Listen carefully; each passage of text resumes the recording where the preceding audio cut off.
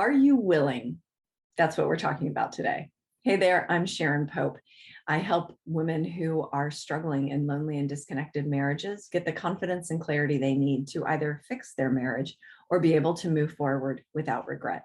If you like what you hear, I hope you'll subscribe to the channel.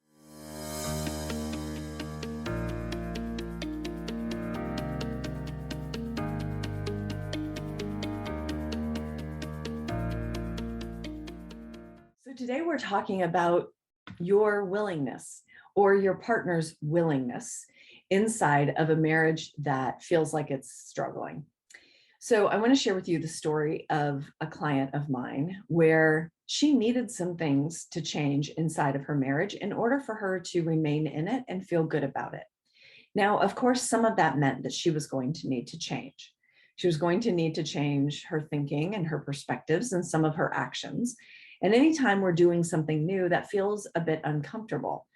But she didn't shy away from that. She was willing to get uncomfortable enough to invest in working with me, right? So she wasn't afraid of that.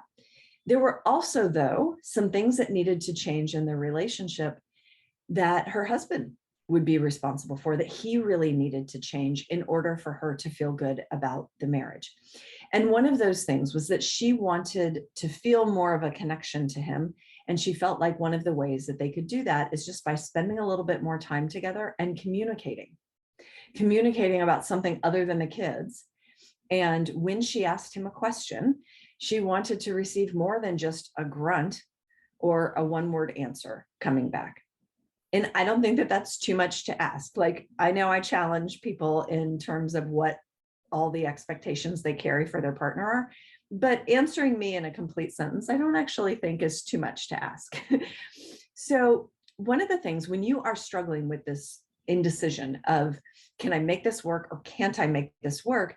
What we need is more information.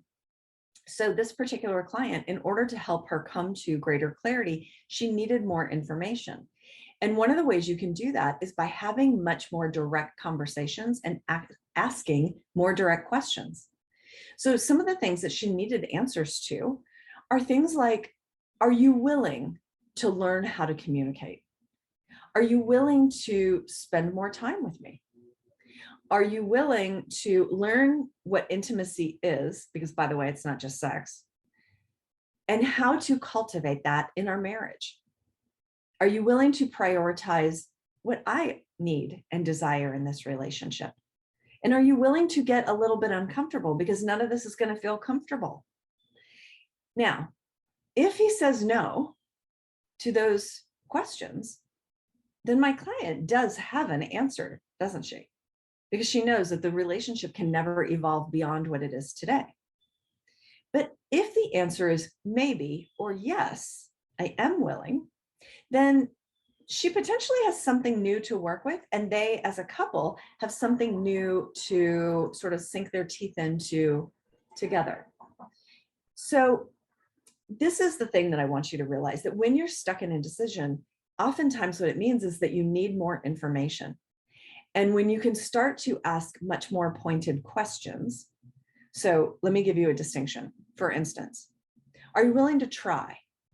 Are you willing to work on the marriage?